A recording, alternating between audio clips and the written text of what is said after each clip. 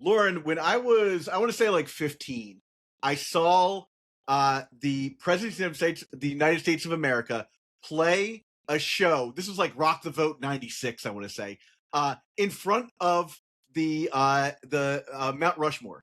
And so I've always just been fascinated by Mount Rushmore. But I have to ask you, and I'm putting you to the test here. Who are you on the Mount Rushmore of Enchantress? Because I think like you're one of the four people. Who am I on the mount? Are you Roosevelt? Are you Jefferson? Are you George Washington? Or are you Abraham Lincoln? Which one wasn't a president? They were all presidents, right? They were all presidents. This wasn't like Ben Franklin's not on there. I was like, wait, where's Alexander Hamilton? That's an excellent question. I'm definitely not the Abraham Lincoln because I'm not very tall. I'm not the Roosevelt. Although, you know what? Let's go with Roosevelt because I feel like I overstayed my welcome. But I'm still like pretty cool. You know what I mean? Yeah. I feel like that's me. It's like, you've done some violence in your earlier years. I have some violence in me. I have some wait, was it okay. No. Okay, wait. Teddy Roosevelt. Yeah, Teddy Roosevelt. Yeah. He's kind of a jerk. But I mean, see, FDR to me was my like, I've spent too long, I've been here for too long kind of thing, like overstayed my He's the dime guy. That's a different one. Yeah, completely different. So this just goes to show you that I am an excellent, I obviously paid attention in AP US history. No, let's go with Teddy Roosevelt. Yeah. He's a jerk, but that's fine. Yeah. I mean, it's you don't have to do everything that Teddy Roosevelt did. I mean, I do. You have to save like a small bear in the American frontier or anything like that to gain a nickname. I've opened several national parks, so Yeah, but I think looking and my apologies to anybody who knows better than me on this. I'm gonna put myself up there. I'm feeling good. I'm feeling good about Enchantress lately. I'll go with Abraham Lincoln. I'm tall. Damn. Okay. All right. I'm gonna say a little bold. Let's. good. And then I would put like Salem as like the George Washington. He seems to be like the guy. That's how everyone starts with Enchantresses. They're like, oh yeah, I saw this list. It's because he had wooden teeth. That's why. It's because he has wooden teeth. The wooden teeth will also do it. Yes. The wooden teeth, the cherry tree, all those things we just immediately think Salem when we exactly, yeah. No, but you are right. Salem. So when I started playing Sorcery, again, it was the first like TCG I've ever played. Never played Magic or anything else before that. I like dabbled in Pokemon, but I don't know, like 12, so it doesn't really count because you're not really a person. So it was my first TCG. And, I was like, I need to figure something out. Like, I need to figure out what to play. I don't know what to do. And, I liked Enchantress for some reason because it seemed kind of kooky. And I heard about Salem after he won. God, what was it? Could it have been like the first league season, Sorcery? That sounds right. I don't have the histories on me, but we'll let someone in the comments correct us on that. Right? Yeah, we don't have the annals, but we have. I have my very flawed memory. No, it was definitely like he won something, and the list was like all over the place. And I looked at it, and I'm like, you know what? I'm just gonna net deck this and start playing it locally. And that was how I learned how to play Sorcery. Was literally Enchantress. Like it was probably the worst starting point because it's one of the hardest avatars. But it was great, yeah, and it was all Salem, Hardest avatar, but I would argue the most rewarding avatar. I completely agree. It's like raising children, It's like playing Enchantress is like raising a very bad child. Yeah, a child that starts off kind of weird and then gets really strong, and you're like, oh no, we've raised a monster. Yeah, it's like a horror movie, like a weird body horror movie where it's like I've given birth to this thing and now it's twice my size and and I don't know what to do about it. I assume that's how my father feels about me. I mean, there's a lot to unpack there, but we don't have the time. That's a whole other podcast. Seriously, I'm just like we can talk about this on the therapy podcast that I'm sure will spin out of Eternal Turtles. Of course, I'm sure I'll have by the end of this episode. I'll have a very clever play on words for a Eternal Turtles. So I don't know if you know this. So okay, so we're on the Common Sense podcast, which was not as cleverly named as it probably could have been, but we were just like, let's launch this, right? Yeah. Eternal Durdles is the name of the original. I'm literally wearing the t-shirt right now. Yeah. Was the name of the original Magic the Gathering podcast. Did you know that Phil and I started a third channel? No. So the third channel is for like pre-modern and like classic, like all these locked community formats. Yeah. And it's called Returnal Durdles. Yes. You just stuck an R in front of the, and I was like, that's great. Like I did it again, you know? I was going to say, like, why, you're making a podcast about formats that never change. Like, this is interesting. But Returnal makes sense. Yeah. I like that. We're returning, but then they just were like, don't make this a U, just keep it an E and put an R here. I was like, okay. Sounds great. Yeah. Anyhow, we are here to talk about Enchantress. I swear to God. Yes. We want to talk about Earth, because Earth is a element that I have. Yeah, I'm going to bring up over on Corefield here. I'm going to bring up the auras in Earth so that we can just get opening a list right now too. So if you see flashes of light, there are 7 of them, by the way. 7. This is the issue with Enchantress. Period. Is there just aren't enough auras. So there are 7 Earth auras. Yes.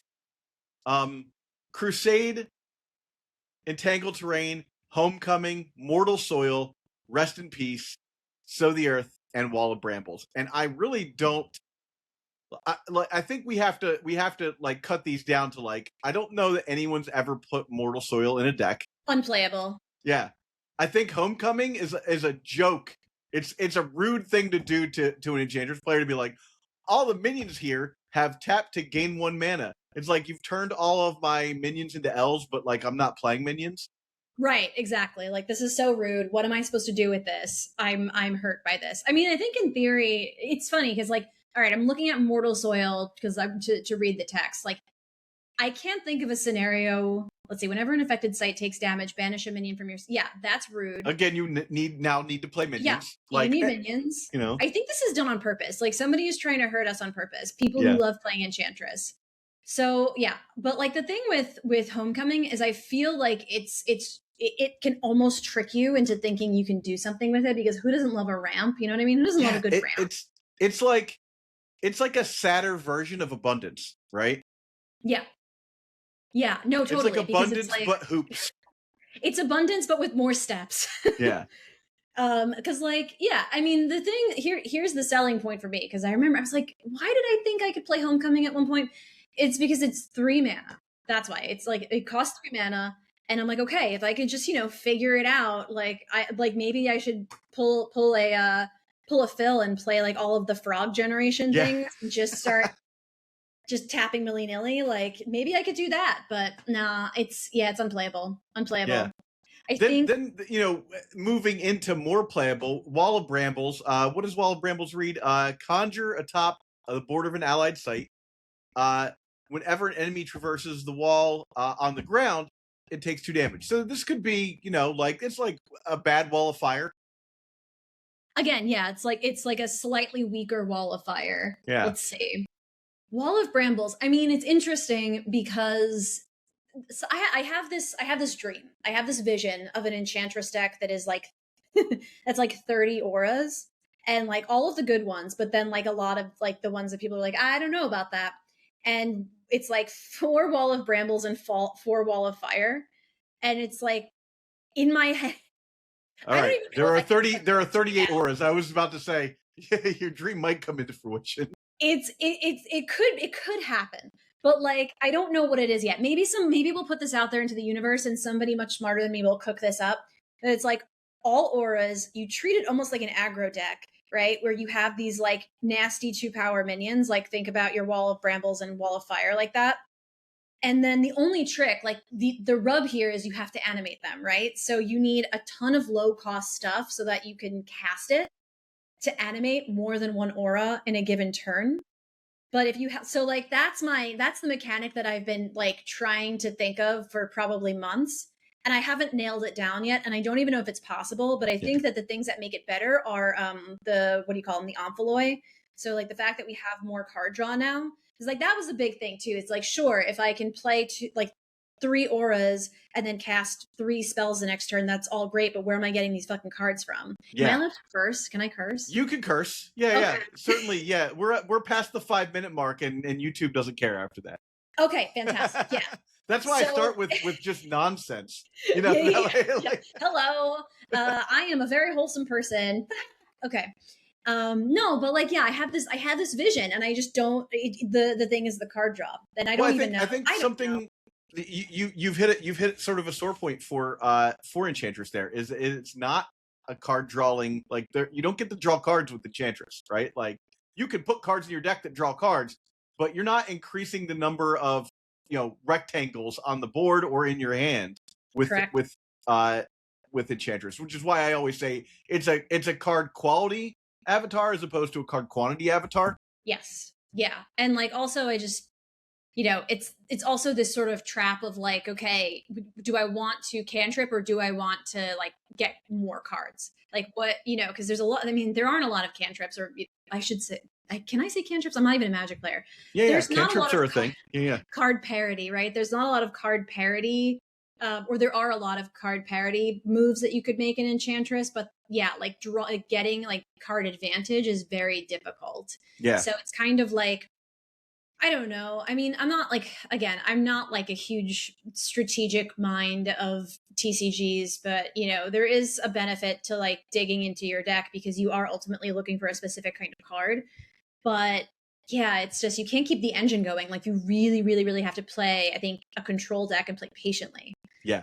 I think that is the thing I learned from this past Cornerstone is playing patiently and waiting for your spot to like do as much, like making your Atlantean Fate get as many pieces of your opponent's deck as possible when you hit it. Doing like every time you turn an aura on, that aura should be accumulating at least a card's worth of extra value. Like we assume that, a Thunderstorm probably shot a guy or did some damage to the opponent, and we can call that like a card's worth of value when it hits the board. And then the next turn, you want it to proc again, obviously, but you also want it to like trade with the card or like do enough damage to put your opponent to door. You're always trying to get your auras to basically count as like 2 to 3 cards, so that way you can make up for the fact that you're not drawing cards. Right, which is why like wildfires are so incredibly powerful, because you can like imagine there's in a world where you grapple shot to an avatar, hit them, like grapple shot, strike, attack, and then burn them. 11 damage. Yeah, it's beautiful. Well, and then let's say you have a Torsion or Trinket on there. Let's get crazy, let our hair down a little, then you get even more. That's +3. That's 13 damage. No, well, it burns. It doesn't. The burn doesn't give you the extra damage. Correct. That's right. I did get to do the Whirling Blades thing. I recently added the full complement of Whirling Blades to the Enchantress deck, and good God, like I don't know what I was doing by not play. Like I took out Grandmaster Wizards and put in Whirling Blades, and I've never looked back. Are you crazy? That's crazy. I took all the card draw because my initial deck. So last year when I won the Cornerstone, I was playing 4 Apprentice Wizards. I was playing like Illusions Adept as well. I was playing like a wizard build, right? And I was playing Grandmaster Wizards, and every time I cast a Grandmaster Wizard, you just felt like you were going to win, right? Now it feels like when you cast Grandmaster Wizard, you're so far behind, you've taken a turn off, and you've just lost the game. Yeah, I mean, it's true. I actually agree with you. I think that Grandmaster, for some reason, when I draw a Grandmaster Wizard, it always feels like, why didn't I get this 3 turns ago kind of thing? Like it always feels like it's too late. And like, granted, we don't want to like, I try to remind myself feelings aren't facts, but when you have the feeling, over and over again, it's hard to deny it. Yeah, I agree. I think that it's so tempting though. It feels like, I don't know, it feels like throwing out your favorite t-shirt, like Grandmaster. No, it does. Like I love drawing cards, and drawing 3 cards. That is like every Magic player's dream is to draw 3 cards. We love that. And there's our hardly any thing. ways to do it in Sorcery. Like if there's one thing I know about Magic, it's that you just have these willy-nilly card draw cards that I'm like, okay, I guess now you paid 1 mana and you have 17 cards in your hand somehow. That's fine. Like I want this in my life, but I'm not going to play Magic, so we'll just have to wait. I live by two specific rules in my card games: wiping boards and drawing cards. That's like my favorite thing to do. Like if I can clear the board off of all of your stuff and put more cards in my hand, whatever I'm doing is correct. That's why I like to play Poison Nova and and Lannian Fate and all, like anything that can just like remove everything else. Oh, Death Dealer, get out of here! Like that's my favorite thing. The best feeling. Yeah, but I try to balance that though. So one of the other reasons I took Grandmaster Wizard out is because I realized that there were so many people out there drawing cards. Mm-hmm. And there were so many cards that did that just get absolutely punished if I play a Garden of Eden. Yes. And Garden of Eden is, I talked with Phil about this, is like, the hate sites are so much more potent than the cards in your main deck because you're so much more likely to see them because that's half the size. Yeah. And, Mortuary or Pyre, you're just so much more likely to see those in the matchup that it matters. And even if you look like in my final game, my semifinal game, I looked at my hand, my opponent was on Sorcerer, and I did the thing, you're on Sorcerer, you know how devastating it can be when your opponent looks at their hand, mulligans 3 sites, and then turn 1, they're just like, Garden. Yeah. Now you're playing a bad spell sling. Now I'm playing a totally borked, I don't even know what. It's like, this is nothing. Why am I even here? I might as well go home. It's like mismanaged Mortuary against Archimago. It's like, well, I'll just see myself out of this. Yeah, you can play my Poison Novas, I guess. Yeah. Like. No, it happened to me once. Actually, this is a funny story. So when I played my Sorcerer deck at SCG Con in some city that I can't even remember now, but I went 4-0 for the first time ever. I went 4-0, and then of course I got paired up against Mike, which is just like, we're just sitting there, we were like table 1, like top match, because he was, I think, first or second and I was fourth, and we're like, well, okay. And I'm like, okay, so I play him so close, but like I lost, which again is fine because what's his is mine, what's mine is his. And then I was like so tired, like playing Archimago is like, you just get exhausted, and my brain was just like soup. And I still had to play John Trotter. Yeah. Oh, man. I lost. Why are you doing this to me? And so I sat down with John Trotter, and he played a Garden of Eden because of course he did. And I was sitting there and I was like, God damn it. And I got a sinkhole out, but I was so tilted and so like brain dead from my last match that I blew up my sinkhole to basically like threshold screw him instead of enable my like. Oh no! When you're just like, and then you like, if that was on camera, if that had been a match, I would have been roasted online. I've been on camera like 3 times, and I've made a mistake every single time I've ever been on camera for a match. I just play into it now. I'm just like, I'm gonna do it. Yeah, I'm dopey. Like, this is it. This is what you get. Like, my brain is gone. But yeah, anyway, it's just like, Garden of Eden is a night ruiner for sure. And I mean, that's why you play Sorcerer. Like, I play Sorcerer because I just want to keep drawing cards. I just want to ramp. That's all I care about. Like, whatever.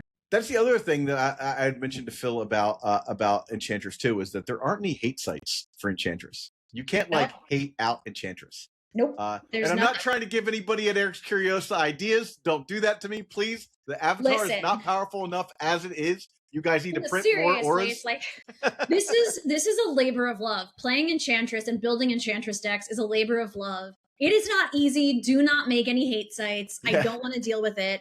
I won't.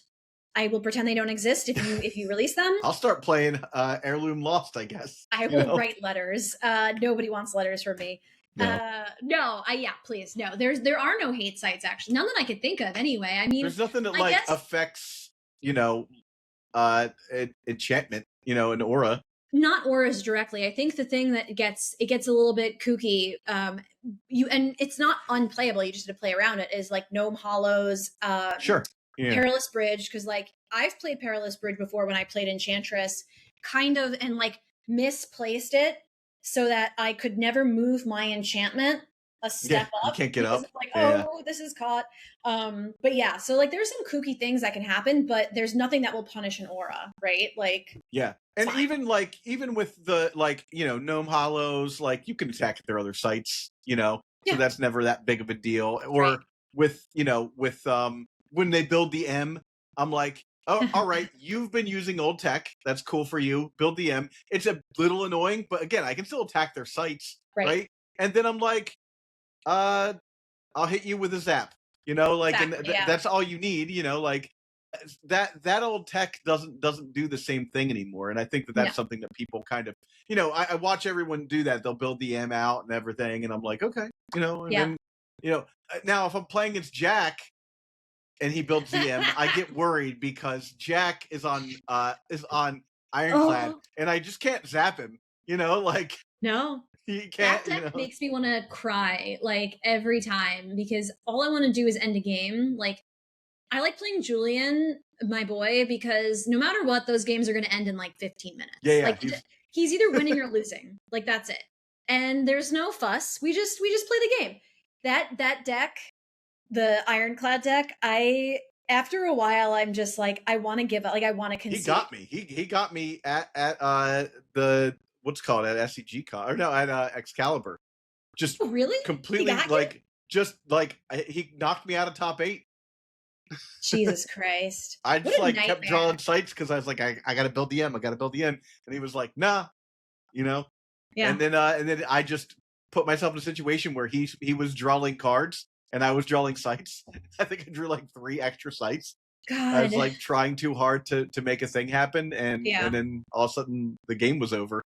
Yeah, because when you don't play Ironclad, and like, who amongst us plays Ironclad on a regular basis except for the assholes in Brooklyn, like our crew. Like, if you don't play it, then you're just gonna be like, what? It's like, oh God, I can't use that.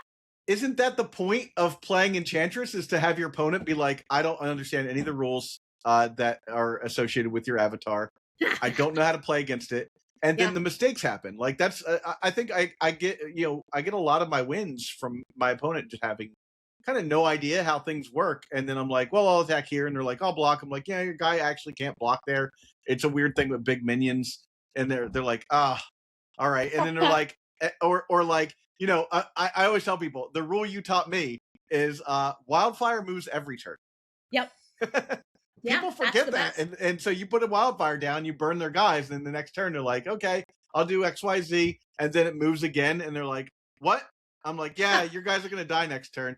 Yeah, it's just like, oh, sorry. Like, I mean, I like to, I think that, like, if people ask questions, I will always answer them before the fact. But like, you don't know what people know and what they don't know. So I'm not going to present information to you like I'm teaching you what this card does, because I hate it when people do that to me, and it happens a lot. I'm not going to present it to you like, I'm playing a Wildfire, it does this. It's like, if you ask me a question, I will answer it. So it's not like in bad faith, but it's like, I'm going to assume we're all on the same knowledge level and like just play this card. And if you didn't ask the question, like, I don't feel guilty about it. You know what I mean?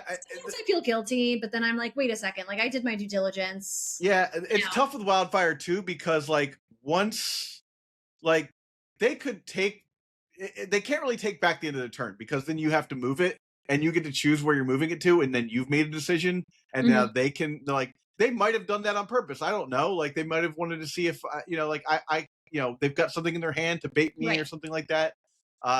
For a block for later, who knows? I don't know. So I'm always, like, there's not a whole lot I can do in the, like, you can take this back, because once your opponent starts making decisions, it's kind of like, you made me do this now, you made me do this. Well, no, I mean, like, if you're trying to bait me to go this way, and then I do, and then you're like, oh, well, he did that, I'm gonna hold on, I forgot about this, once you make that decision, it's kind of like, I do try and make sure people know, though. I'm like, this will move again.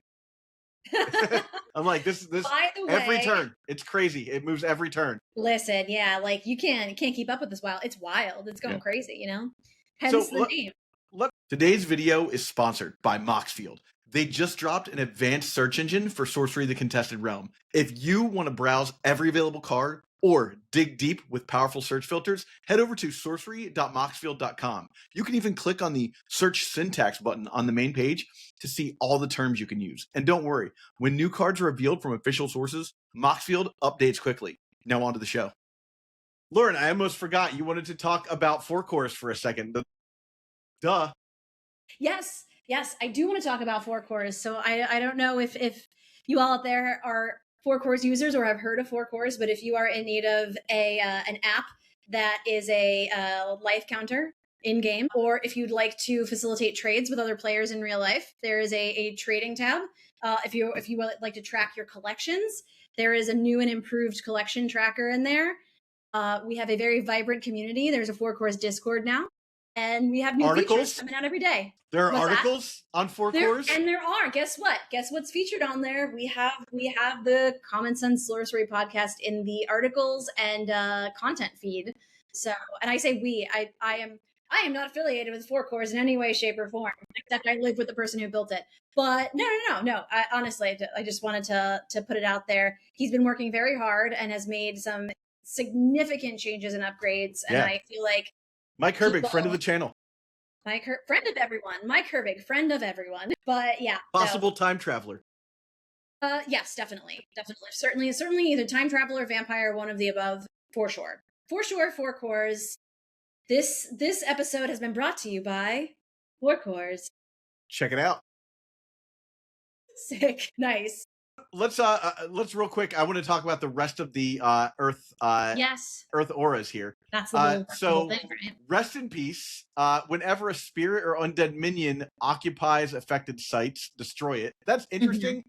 Only in that it costs 5. Interesting. Undead, like being able to swing this into an undead minion, I think it would die immediately, right? It would, yeah. Assuming it's not on a water site. Burrow it, burrow it. Yeah. It doesn't die. So. Yeah, I went hard. I was bullish on Rest in Peace with Gothic because I'm like, oh, I have 2 foils. Like I'm getting 2 foils. I opened one, I got another one. I'm like, this is it. This is the card.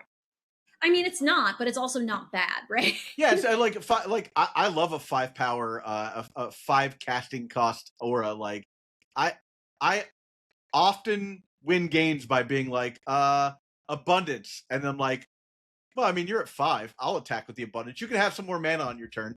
You know? Yeah, but there you go.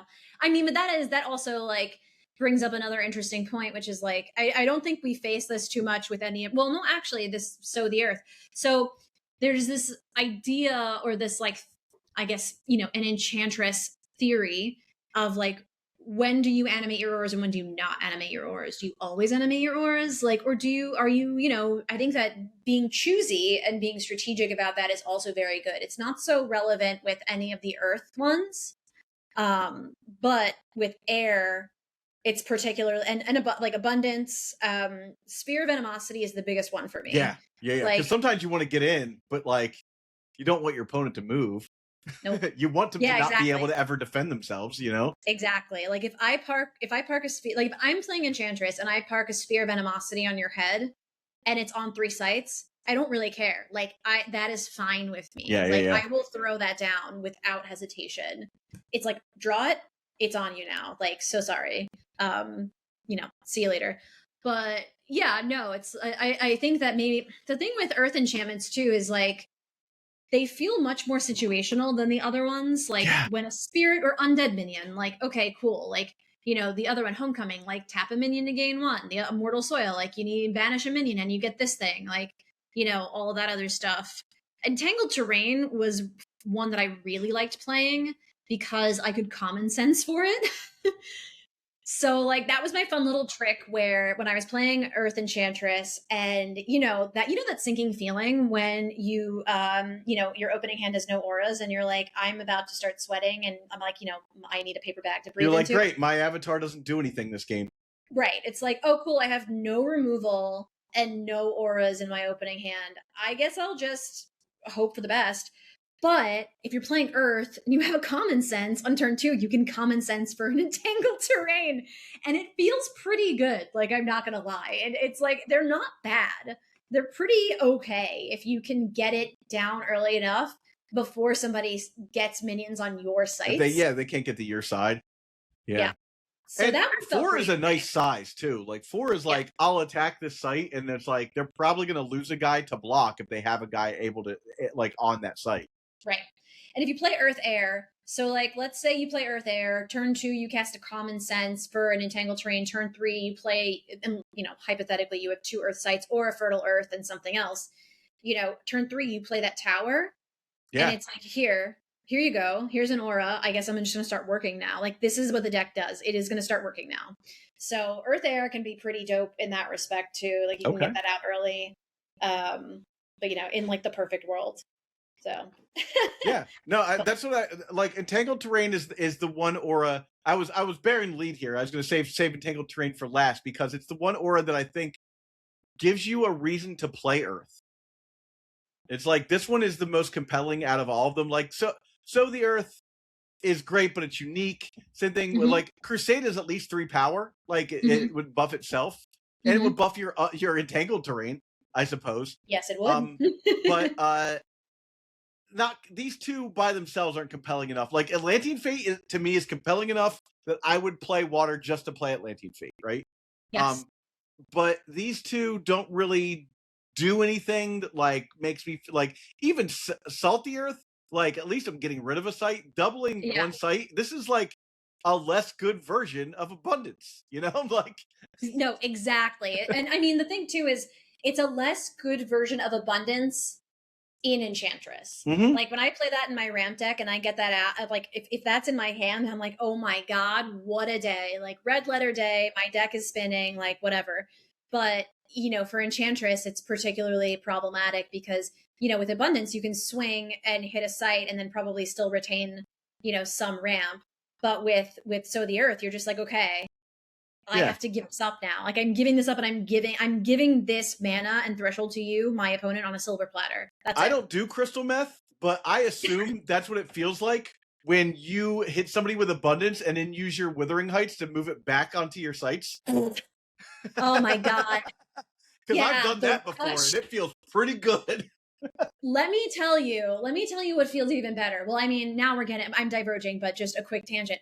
When I have this beautiful, like perfect scenario where I've ramped, like my sorcerer has ramped, the ramped is ramping, and I have a Withering Heights out, and then I have a Conqueror Worm in my hand, and I just play the Conqueror Worm on the Withering Heights, and then at the end of the turn, I just put it. I'm just like, okay, it's gonna fly here now, and that's my land. That's mine. Yeah. Congrats. Like. Did I tell you about the so pre Lord of Lies nerf? This was at the Excalibur event. Did I tell you about this Lord of Lies situation that I pulled off? No. Okay. Oh, so I had a Lord of Lies on the board. It was my turn. My opponent was at 18. I swung in and attacked his avatar. So we're looking at like what site? Like it's 3 and what like 8 are the middle sites. And then so I was on his middle site, my opponent's middle site, and I was attacking their home site, right? Okay.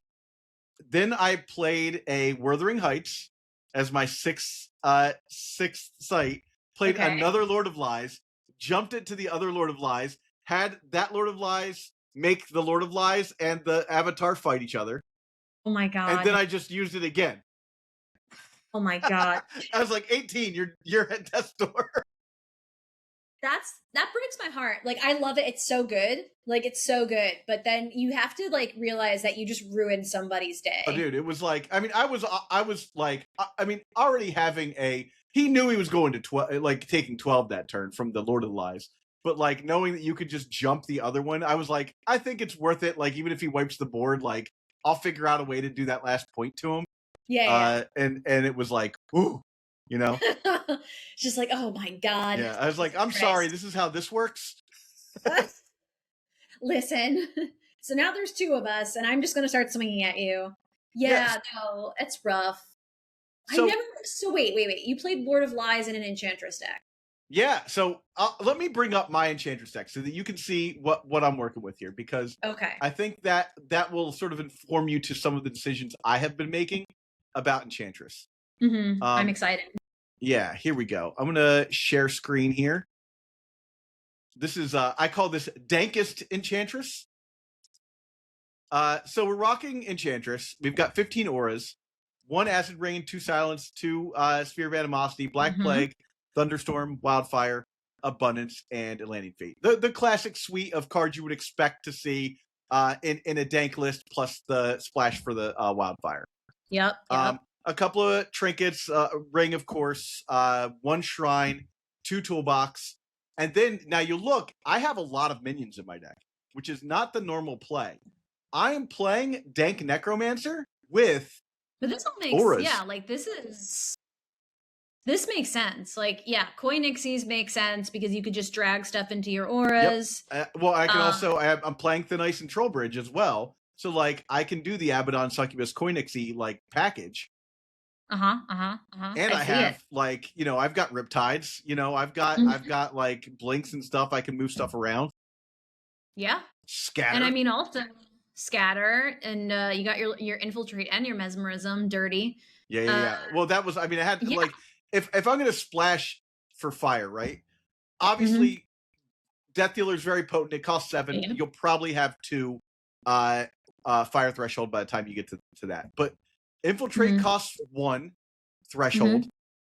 Poison Nova's 1 threshold. And then I was like, well, why not play Major Explosion as well, the top end. And every time I cast a fire spell, it was like game ending. Like either like I had Death Dealer one time, I didn't even need it. But like also, so what we were saying before is I'm playing more minions than your average aura based Enchantress deck. I decided 20? that 20 minions. I decided that I was going to be like a mid-range deck that basically I was allowed to play cards like Black Plague, Sphere of Animosity. All these cards are just fine in like a mid-range strategy, but then like if I want to turn the corner, I just get to blow people out with like a Wildfire or a Thunderstorm that becomes a guy or a Atlantean Fate or whatnot. And that worked really well for me all day. Yeah. And I think that the big thing here too is that what I've noticed is that the meta is shifting very heavily back towards like not water. And I think now that especially with like what they nerfed, like Lord of Lies and Plague of Frogs and stuff, I think we're seeing a dramatic shift away from water.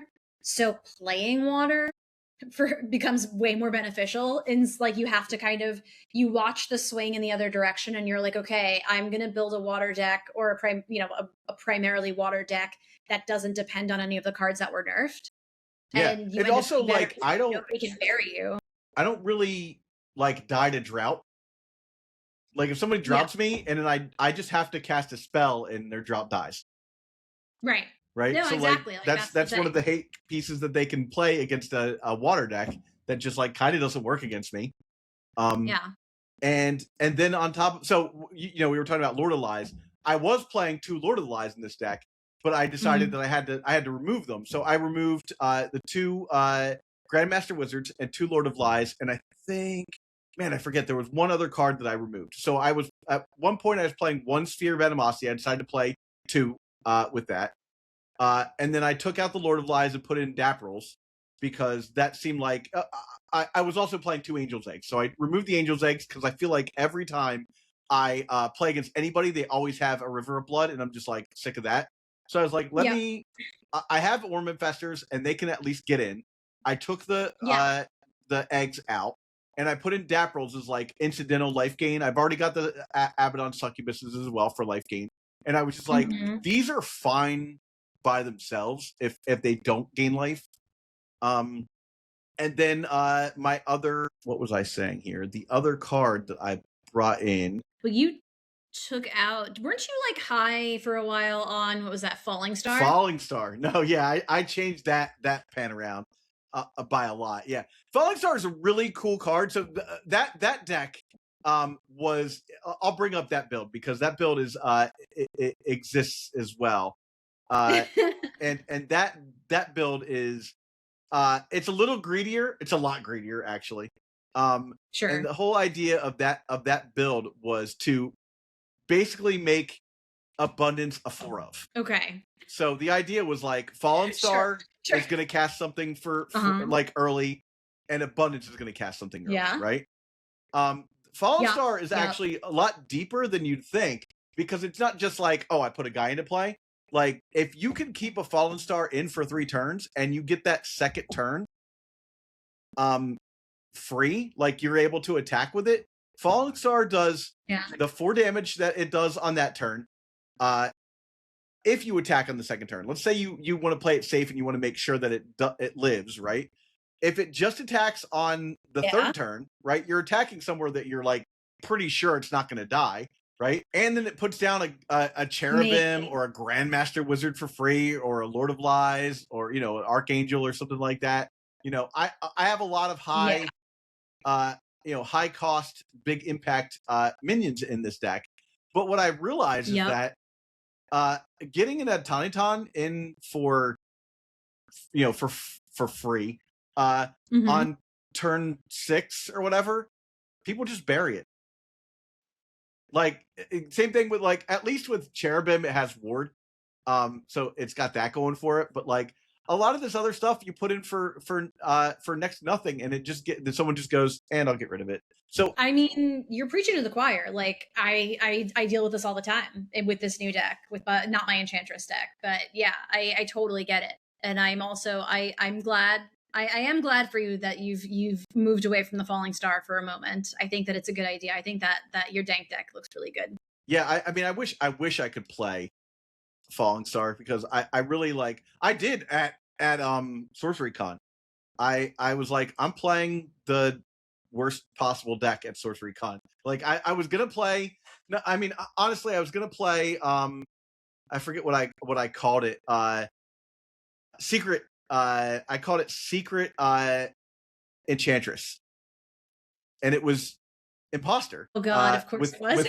With Enchantress stuff. I'm trying to find the. This is what I like to say. Imposter players, my culture is not your commodity. That's all I'm saying. Yeah. That's so. And what I learned playing inside events that weekend was this isn't a viable plan. Like I played like, because I want to do Enchantress things. So I was prioritizing my Enchantress things, and I just continually got my butt whooped. Like, I would go 1 and 2 inside events, and I was like, okay, like, this has informed me that I can't do this. So I played the deck that we just saw, the Falling Star deck, because it's what I had like together, and was like, this isn't great, but at least it's better. I'm way more comfortable playing Enchantress than I am playing Imposter, because there's that additional loop of like, if I want to do Enchantress things and my opponent just goes zap, I'm like, now I can never get it back, right? Yeah, exactly. So I switched up to that, and I went even on the day. I went like 4 and 4 or whatever. Like, that was fine. Okay. But I knew I could have done better with like a better build. And we hadn't really established like Dank Necromancer as like the best deck to play at that time. I think if I would have taken this build, because we were playing in the same meta minus like Courts, if I had taken this build to Sorcery Con, I probably would have done a whole lot better. I think the build is solid. I like it a lot. I might actually copy. I might play your deck. Yeah. Who knows? You're welcome to. I mean, I want to get back to Enchantress, so I just feel like there's such a huge advantage to this avatar, in that people don't see it ever at their local. We see people that see it because it's us, but like, if to people who are watching, no one sees it at your local. So when you learn this deck, you become the person at your local that knows more about Enchantress than anything else. And the number of times you get people like, Lauren, can you count on 2 hands the number of times you've gotten someone's jihad? Right? Like, yes, I know I can. Every time. Yeah, someone's like, I'm going to put a jihad right here, and you're like, cool. I'm going to cast a spell, and goodbye, jihad. It's banished actually as well, so don't try and get it back off some reanimate your aura spell. No way. But that, like, stuff like that, like, or they put down an aura, and they're like, cool, I'm going to put this here, and you're like, okay, cool. I'm gonna play like, what was it? I got someone with their Great Famine by moving their Great Famine with a Riptide to one of their 5-power guys. So it killed their 5-power guy, kept it in for another turn, and then I just like let it kill itself the next turn. Like, I was like, I'll take 4 from your Great Famine. I'd rather that happen than I take 5 from this guy. Like, yeah, I mean, it's also just you can animate and trade with their big guy. Yeah, that's the best. That's the best part. Is like there's no, and this is what I learned about when I played Joey at Baltimore, because like Joey schooled me. He was on Smoke Enchantress, and that's the 2-color, right? yeah, it was fire air. Yeah, and I played that. I played like an absolute idiot. I played like people who play against me playing Enchantress. Like I played enchantment. He was like, "I'll kill it." I was like, "Oh yeah, you can just do that." Right. Like, crap. Like playing the mirror was like not where my head was, and I did it like twice. I played. I was like, "I'll play this aura." And he's like, "Yeah, I'll just kill it." And I was like, "Oh god damn!" Like I can't believe I did that to myself. I think the worst games that I ever had were when I started playing Zalem's Enchantress deck. Again, that was early in my career as a player.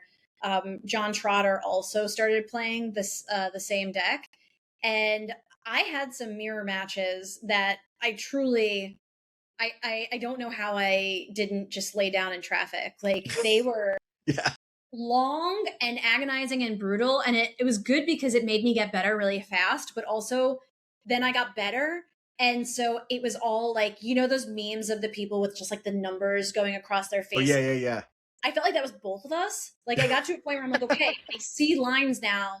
Oh my God, I'm going to do this thing. And then Chains of Prometheus. Cool. I'll put out a Chains of Prometheus. Like it's just all this crazy shit that just went down between the two of us. And that's like almost a whole other episode. Like I might do is like the playing the mirror is like, it's really about, I think, who blinks first and plays the first aura, because that person's probably going to lose. Like you've just wasted a card. Yeah, it's hard. Like I think it depends on what aura it is, and it depends on like, you know, I'm trying to think. I can't, like, off the top of my head, my gut reaction was, for a moment, what if you played Earth, like would an Earth Enchantress be good in a mirror match? Like, I don't know, maybe? Because you can have a Rift Valley, so they're going to play their information. Rift Valley's good. Yeah, Rift Valley's one of those cards that, like, you know, cool, build the M, Rift Valley. You know? Yeah, done. Like, and obviously, like, playing an off-color site in an Enchantress deck is extremely costly, so you don't want to just do that. Yeah, especially when you're a greedy 2-color deck. Like, I'm a greedy 2-color deck, trying to play like I'm a 3-color deck. And it's like I was very fortunate that like I mulliganed aggressively to hate sites, and I did not get punished for that, because it's very easy to look at your hand and be like, this has everything I need, and just keep it. And I was like, but if I go for like a Garden of Eden or a Mortuary or a Pyre, I'm so much better off. I'm so much more likely to win this. I'm gonna mulligan this to try and get something better. And I was very fortunate that every time I did that, I did not get punished.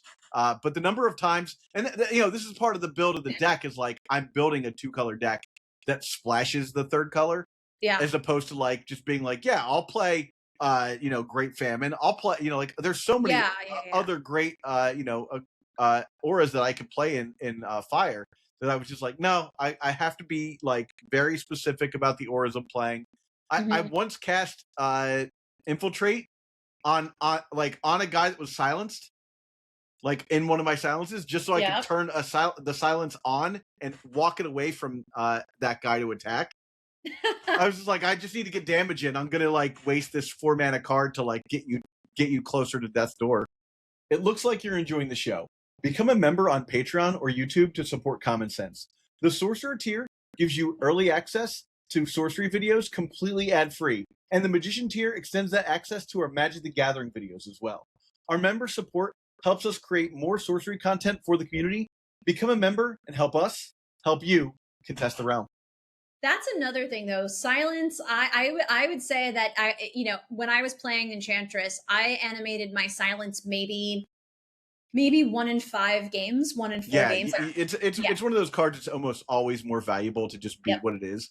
But I'm greedy. I like to I'm gonna swing in if I think I can get you. Like, I'll do the math and be like, if I do this, and then the next 2 turns I've got this much damage, that's just enough. Even if they kill my silence, I think I'm okay. This is what happened with my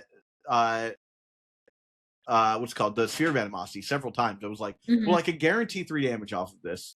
Okay, so I do that. I play a Wildfire. They're going to take 3 off of that. Mhm. Okay, so then there, and I'd be like, I'd do the math, and I'd be like, I think it just makes sense for me to just like screw it, attack with this thing, and like get them close. Like if I can get you to 1, I could probably figure out a way to get you to death's door. And if I can figure out a way to get you to death's door, oh, I have like a card in my hand that'll just get you. So a lot of times I'd sandbag damage early on and just control Mhm. the board, and then be in a situation where I would hope that they couldn't kill my auras if I animated them, which happened a lot. And also, like, you get to a point sometimes, especially again if you're playing like Garden of Eden and stuff like that, where you look at your opponent and you're like, how many cards do you have in your hand? And they're like 3 sites, and you're like, oh, cool. Oh, okay, you don't have shit to do. This is great. I'm gonna This animate is my fine. guys. Yeah, I'm gonna animate my guys. I'm going to animate everything. I'm Yeah. going to attack. Yeah, no, it's interesting. I think that I've gotten much more risk averse playing Enchantress. Like when I started, I think that, so I was on like a featured match once, and Zalem was like, he was like the commentator or whatever. And afterwards he walked up to me and he was like, what did he say? He was like, you're fucking crazy because I just did the dumbest shit. I had a disenchant in my hand, and I had this guy was at like 12, and he played not a great drowning, the fire version of it. Whatever. Like he threw down like the fire version of great drowning. And I looked at it and I was like, well, I could dispel that or disenchant that, but if I don't, I can spend X mana and get him to door on this turn. And I was like, I'm just going to let him eat all of that threshold mana. I'll take a Year of the Blaze. That's okay. Yeah. I was like, I think this is fine. Like, this is totally fine, because I also I had a Fey Changeling in my hand. So I was like, I'm going to lose all of this threshold and mana, but I have a Fey Changeling, and I can just, I was on top of him with my Enchantress. It's like, I could just bounce 1 minion back, because he only had 1 minion, and then smack him with my Enchantress. Yeah, I was like, if he plays I've been minion, there. Yeah. That's the move. Like, sometimes cool, you're just like, I'm gonna get aggressive with my Enchantress. But dude, he played in Assorted Animals, and I literally almost threw up because I thought he was gonna pull out like 2 things. Yeah. I was, oh my god! And then he played 1 thing, and I was like, oh fuck, this is the best day of my life. Yeah. This is the best day of my life. But it was ballsy. Like, it was ballsy. And Zalem was like, you're fucking crazy. And I'm like, I am. Yes, I am unhinged. It's true. I think it was at Baltimore. Somebody played not Baltimore, DC. Somebody played Geomancer against me, and they got out Roots. And I was like, oh no. They're like, and you could tell he was like trying to get the Roots to happen. And I was like, okay, I have to start sandbagging my sites. I'm just gonna start drawing sites to like back that up. And I had a Fey Changeling, and I was like, all right, like I've got 3 sites in my hand. It's as good as I can get. You know, if he blows up the board, he blows up the board. And he ended up getting the a card to blow up the board. Yeah. And over the next 3 turns, he didn't have anything to do. I didn't have anything to do, but I had a Fey Changeling. So I played it right on top of him, and was like, what do you got? You know, and I was moving my avatar closer, you know, like as well. It was like 6 turns of just like both of us not really doing anything. I was like, I'm gonna put it on top of you. Dude, Fey Changeling, she does work. Yeah, like, dude. People scoffed at that card when I first started playing her, and I was like, no, she does work. So good. She does work. Like, it's kind of like, oh god, wait. Magic players know, man. Man of War. Yeah. Well, oh my god, that was like my Gnome Hollows the other day. I was like, this Gnome Hollows, no Gnome Hollows has ever worked this hard, ever. I played a Battle Mage against my Sorcerer deck. I like opened the game with a Gnome Hollows, and I was like, my little butt is going to stay right there this whole time. And they got me to door by turn 4, door by 4, and they couldn't close it because they had taken out toolboxes, and they didn't have a zap in their main deck. And there was one way for them to kill me, and it was Highland Princess into Key to the City, whatever. And they literally had to stop in the middle of the game. They're like, I need to check to see if I can actually win this, if there's any way I can actually kill you. Let me look at my deck list. I'm not kidding. I won the game because of the gnome hollows. Like I Nice. literally, I was sweating bullets. I'm like, oh my god, like I just need this crater eyes. Like, oh my god. But yeah, it's like those little cards where it's like these dinks that you think don't do anything, and it reminds me of Zvi Moskowitz and his like weird deck tech that it's like the only thing I know about Magic because I watched a documentary about him, and I'm like, this is like I think he's the best thing ever. I'm just like, this guy is great. And like all I want to do is like find those cards and play them in decks. Like I want to know what that card is in Enchantress. Like I want to know what it is. I think the answer is it's probably Wildfire. But it's like, I mean, you can feasibly play Wildfire in another deck. Like there are ways to make it. I mean, it is a bomb in Enchantress, but like, what is like? I guess it's. I mean, maybe I answered my own question and it's Fate Changeling. It's like a. I almost always play 3. Like that's the one card I'm just like, this is like, man, just anything that guy would have cast a turn earlier would have still put him in a situation where he would have been like, crap, I gotta cast this again. Like I just threw the Fate Changeling on his face because I was like, okay, if you didn't cast anything, like I'll eventually get my avatar over to you and we're doing this. But I want to win now, and I was fortunate enough to do that. But it's so good. Yeah. Oh, it's ridiculous. It's a beautiful thing. Yeah, but I mean, I guess we didn't really talk about Earth Enchantress. However, I don't think it's there yet. I think that's my final verdict. Yeah. I think it'll be there soon, and I want to make it happen. 69 new cards in Lavamancer versus Frostmage. There's gotta be at least something. One playable Earth aura. There's gotta be at least one playable aura, right? Period, right?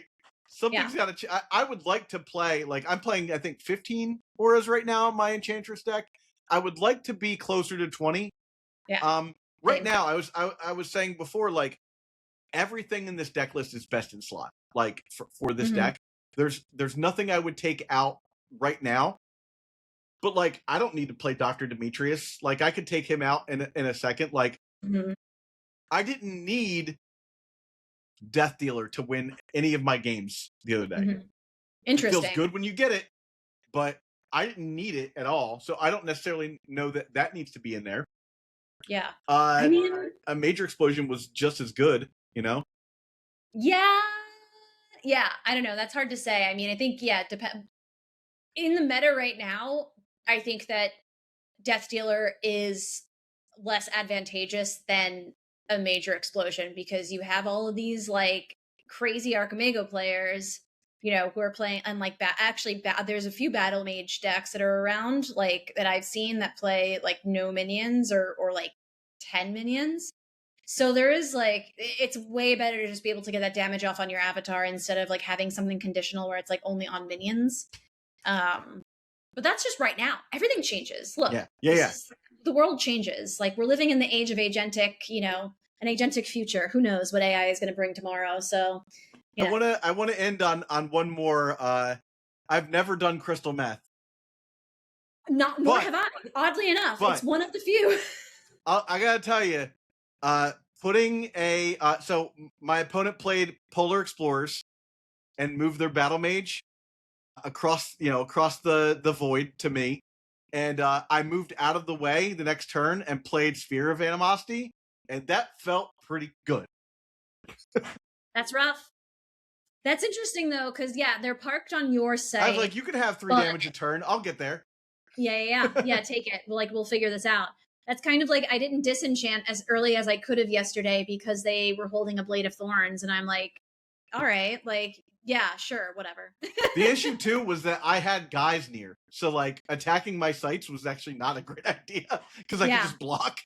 That's also that's a benefit. Yeah. Like the Sacred Stag was going to come over here, you know. Locking him down on my side of the board was like, and this was a time when Lord of Lies was not eroded yet. Yeah. And I was like, let me get one, please let me get one. Yeah, it's like, oh, this is what I need. Just give me this one thing. Yeah, no. Oh my God. Fucking broken. Absolutely broken. It's weird. Yeah. Lauren, it's been a pleasure hanging out with you and talking about Enchantress. I do want to do another one with you where we talk about the mirror. And I think we should wait till after Frostmage versus Lavamancer and see what comes of that set. See if anything comes in and out. I think actually that might be a great follow up, is like having you on right after they come out and be like, what can we take from this? Let's do it. Yeah, I think that would be fun. All right. Well, again, thank you for coming on, and thank you everybody for watching, and we'll catch you on the next one. Bye.